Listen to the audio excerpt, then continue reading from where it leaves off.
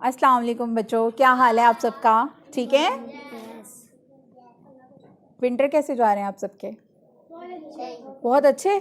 और अब तो एक और अच्छी बात ये होगी कि आपको छुट्टियां हो गई हैं स्कूल से। तीन तीन कम है। मुझे तो लगता है बहुत मौजें हो रही हैं आपकी।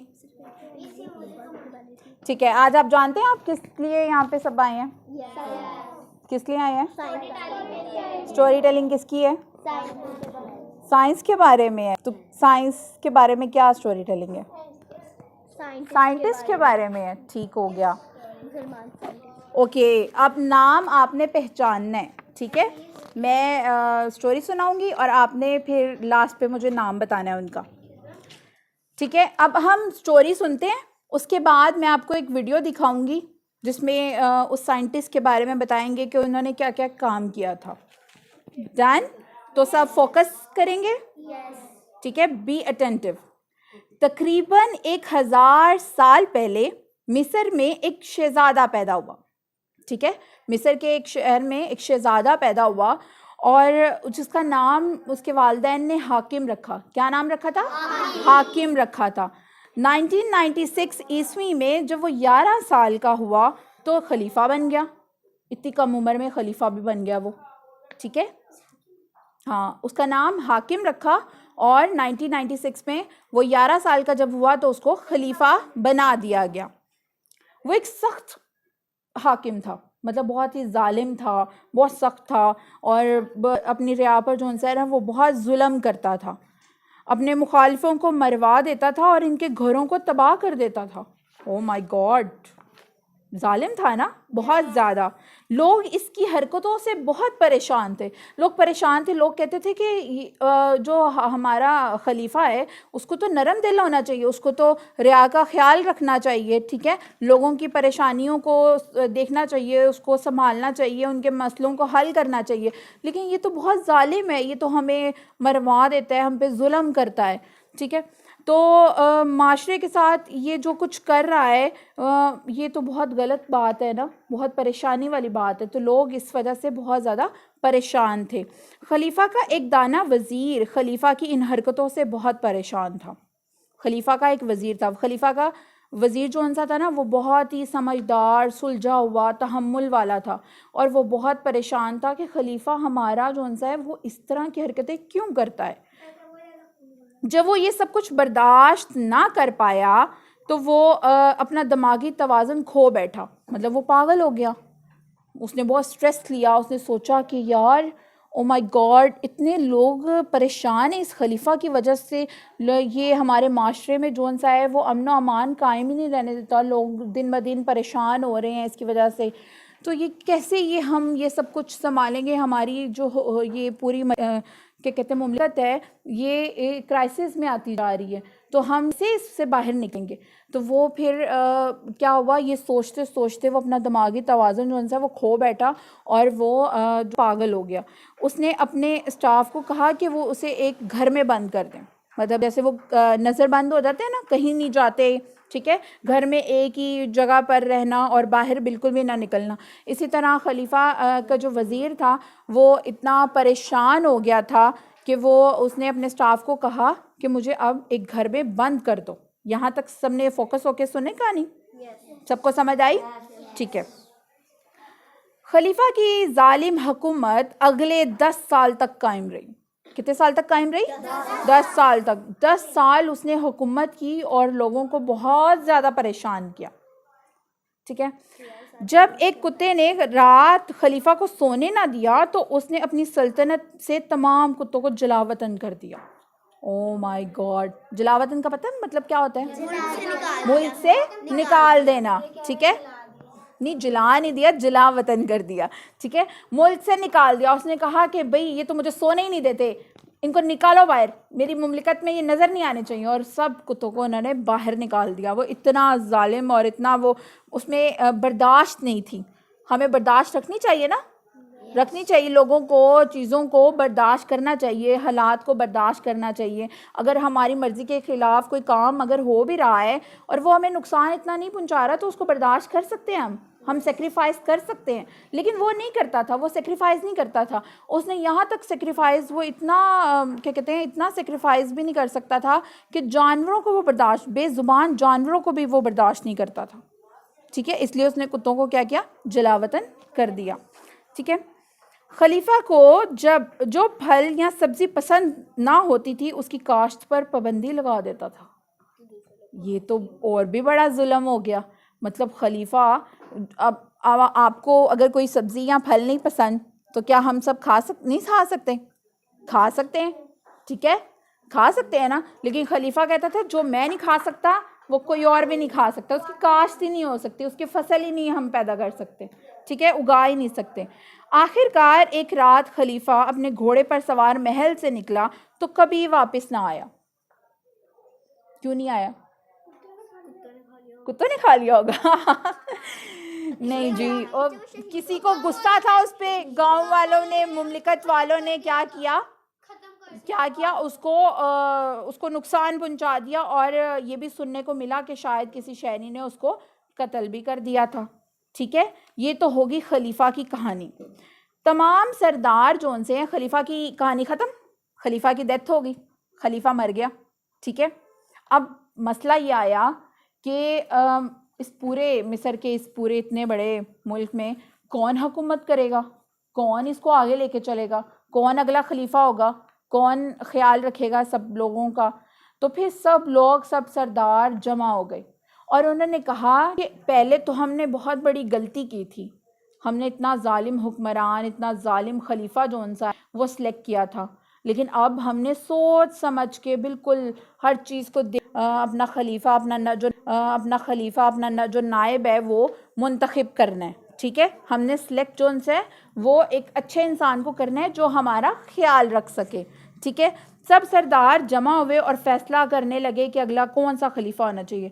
मगर उस वक्त बहुत हैरानकुन चीज़ वाक़या हुई। अब ये एक सस्पेंस है। नो जी बताएं। खलीफा, और कोई बताएगा क्या सस्पेंस है? बताओ, जल्दी से बताओ। लाश आई होगी, तो वो तो मर गया ना भाई, अब ये सरप्राइज थोड़ी हुआ। कौन नया आया गया होगा? तो फैसला कर रहे हैं, तो हुक्मरान ही तो फैसला कर रहे हैं कि अब कौन सा नया खलीफा होना चाहिए। सरप्राइज है क्या? नया आदमी आया होगा? नया आदमी तो आया ही होगा ना, अच्छा आदमी आया होगा। हाँ, और कोई बताना चाहेगा?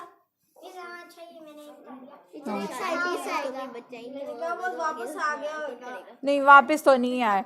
चलो अच्छा, अब मैं बताती हूँ। हाँ, मैं बताती हूँ। हुआ ये कि एक शख्स, हमने पहले पढ़ा, खलीफा का एक वजीर था जो कि पागल हो गया था और वो एक घर में बंद हो गया था। अचानक से उन सब सरदारों में वो आदमी आकर खड़ा हो गया और उसने कहा मैं तो पागल था ही नहीं। हाँ, ठीक है, उसने कहा कि मैं इतने अरसा तक एक घर में बंद इसलिए रहा क्योंकि जालिम खलीफा से मुझे डर था कहीं वो मुझे मार ही ना दे। तो उन लोगों ने पूछा कि तुम्हें क्यों मार देना था उसने, ऐसा क्या किया था तुमने जो तुम्हें इतना डर था? तो उसने कहा खलीफा ने मुझे एक काम सौंपा था और जब मैंने उसका जायज़ा लिया और मुझे पता लगा कि ये काम हो ही नहीं सकता, तो जालिम खलीफा था हमारा, मुझे लगा कि वो मुझे मरवा देगा अगर मैंने काम ना किया, तो इसलिए फिर मैंने एक ड्रामा किया और मैं इस तरह से एक घर में जो है वो बंद हो गया। उस लड़के ने क्या किया, वो लड़का जो है ना वो एक दिलचस्प आदमी था। ठीक है, वो बहुत ही अक्लमंद था, उसके पास बहुत सारा नॉलेज था और उसने उस एक 10 साल के अरसे में, वो 10 साल तक कैद में रहा, एक घर के अंदर बंद रहा। उस 10 साल के अरसे में उसने बहुत सारे एक घर के अंदर रहते हुए काम किए। ठीक है, एक दिलचस्प आदमी था। वो मिस्र के शहर कायरा में पैदा हुआ था। खलीफा की पैदाइश के वक्त इसकी उम्र सिर्फ 19 साल थी। ठीक है, अब हम गेस व्हाट किसकी बात कर रहे हैं? उस साइंटिस्ट की बात कर रहे हैं जी। सब इसके लिए क्लैपिंग करो, इसने बिल्कुल आंसर सही दिया, गुड। उस साइंटिस्ट की बात करें, ये वो जो लड़का 19 साल का खलीफा का वज़ीर जो था, जो कि 10 साल तक एक घर में कैद रहा था, वो उसका नाम इब्नुल हैसम था। ठीक है, वो बड़ा होकर एक बहुत ही, पहले वो खलीफा का वज़ीर था, उसने मुल्क के लिए बहुत सारी खिदमत पेश की, लोगों के काम आया, और फिर बड़ा होकर वो एक साइंटिस्ट बना और उसने बहुत सारे काम किए, और आज हम उसके कामों से फ़ायदा भी उठा रहे हैं। ठीक, अभी आपको एक बड़ी इंटरेस्टिंग चीज़ बताऊंगी और आप कहेंगे ये इसने बनाया था। ठीक है, मैं आपको एक बताऊंगी इसके बारे में। इब्नुल हैसम की दिलचस्पी हमेशा से फल्कियात में थी। फल्कियात किसको कहते हैं, कोई से बताएगा? हाँ जी बिल्कुल, सितारों के बारे में, आसमान के बारे में, कहकशाओं के बारे में, इन सब चीज़ों के बारे में जो नॉलेज होता है वो इल्मे, हाँ जी बिल्कुल, इल्मे फल्कियात कहलाता है। खलीफा, और जब इसे मालूम हुआ कि एक नौजवान खलीफा भी साइंस में दिलचस्पी लेता है तो वो दरबार में हाजिर वज़ीर बन गया। नौजवान खलीफा ने इब्नुल हैसम को सहरा को सरसब्ज बनाने का प्रोजेक्ट दिया था। ये कितना मुश्किल काम था। क्या ऐसा हो सकता था कि एक रेगिस्तान, एक सहरा जहाँ पे हर तरफ आपको मिट्टी ही मिट्टी नज़र आ रही है, रेत ही रेत नज़र आ रही है, क्या वो ग्रीन हो सकता था? क्या वहाँ पे दरख्त लग सकते हैं? नहीं लग सकते ना। तो वो ये बहुत मुश्किल काम था, और उसने कहा कि हमारे जालिम खलीफा ने हमें इतना मुश्किल काम दिया था, तो फिर उसका तो कमरे में बंद होना बनता था ना। उसको डर तो था ना कि उसको कत्ल करवा देगा, उसको मरवा देगा। ये बहुत मुश्किल काम था और उसको पता था कि ये नहीं हो सकता। 10 साल तक इब्नुल हैसम अपने घर में क्या करता रहा? अब ये सवाल पैदा होता है, सोचो क्या करता रहा होगा, बताओ मुझे। क्या काम किया उसने? हाँ हाँ, और आप बताओ।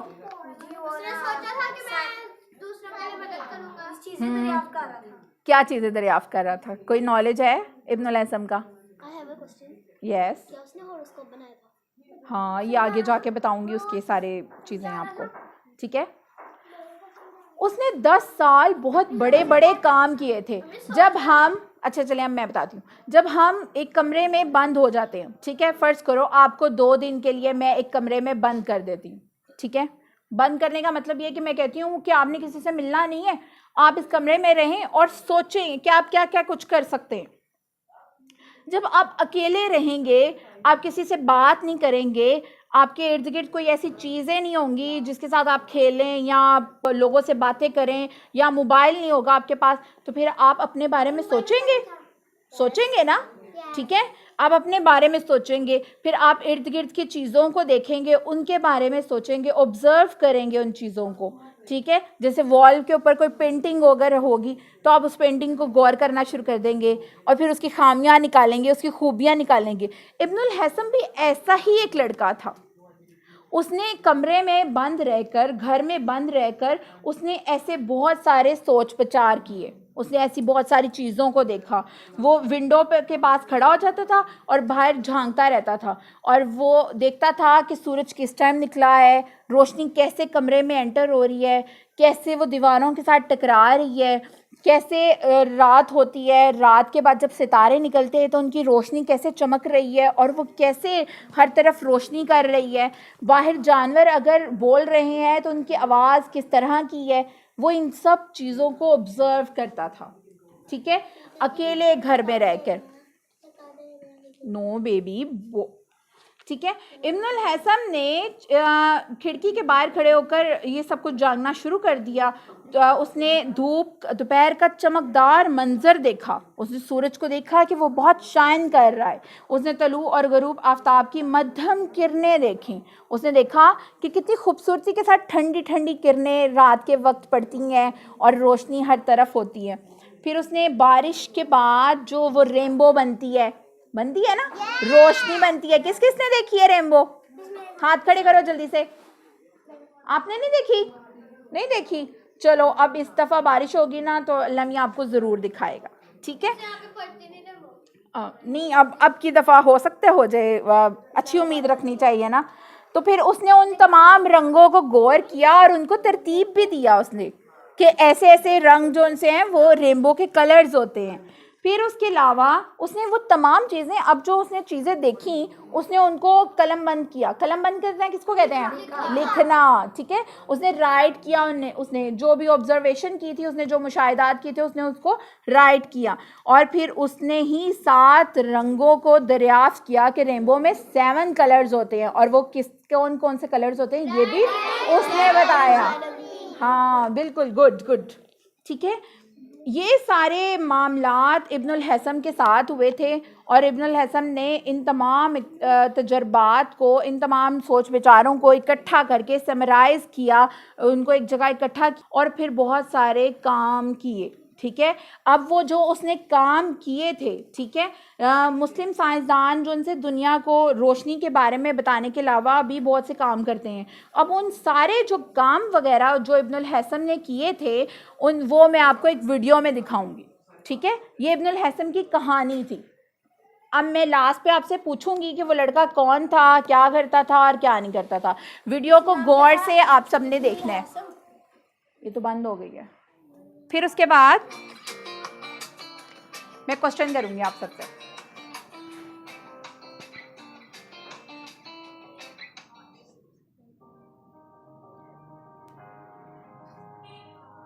मैं लाइट्स बंद करवा दूं? नहीं, कैमरे से तस्वीरें लेना एक दिलचस्प काम है जो हम सब बहुत शौक से करते हैं। मोबाइल टेक्नोलॉजी में तरक्की के बाद ये काम बेहद आसान हो चुका है। अब हर किसी के पास मोबाइल कैमरा होता है जिससे वो तस्वीरें और सेल्फीज ले सकता है। लेकिन बच्चों, तस्वीरें लेते हुए क्या आपने कभी सोचा है कि कैमरे से तस्वीर लेना किस इंसान की वजह से मुमकिन है? तो आइए आपको बताते हैं कि वो इंसान कौन था। आज से बहुत अरसा पहले इराक के एक शहर बसरा में एक इंसान रहता था जिसका नाम अबुल हसन इब्नुल हैसम था। उन्हें बचपन से ही पढ़ने लिखने का शौक था और वो हर चीज पर गौर व फिक्र करते थे। इब्नुल हैसम ने रियाजी, तिब, फिजिक्स, बल्कियात, ये नाम गौर से सुनने, ओके। कम उम्र में ही इब्नुल हैसम एक रियाजीदान के तौर पर काफी मशहूर हो चुके थे। बच्चों, इब्नुल हैसम वो पहले साइंसदान थे जिन्होंने लोगों को बताया कि हम चीजों को किस तरह देख पाते हैं। इससे पहले लोग ये समझते थे कि आंख से रोशनी निकलती है और जब वो रोशनी किसी चीज से टकराती है तो हम उस चीज को देख पाते हैं। इब्नुल हैसम ने इस ख्याल को गलत साबित किया और बताया कि रोशनी जब हमारी आंख में दाखिल होती है तो हम देख पाते हैं। उस वक्त लोग इब्नुल हैसम की इस बात को मानने से इनकार करते थे और हंसते थे। तब इब्नुल हैसम ने इरादा किया कि वो इस बात को साबित करें। इब्नुल हैसम गौर व फिक्र करते रहे और दिन रात तहकीक में लगे रहे।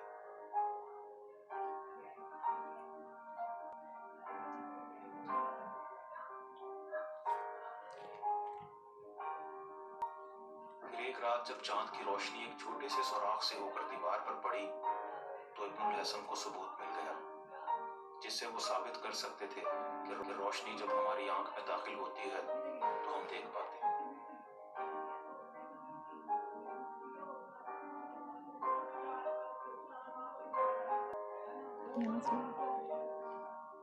इब्नुल हैसम बहुत खुश हुए क्योंकि वो जान चुके थे कि उनका ख्याल दुरुस्त है। फिर इब्नुल हैसम ने मुख्तलिफ तजुर्बात किए और दुनिया का पहला पिन होल कैमरा इजाद किया।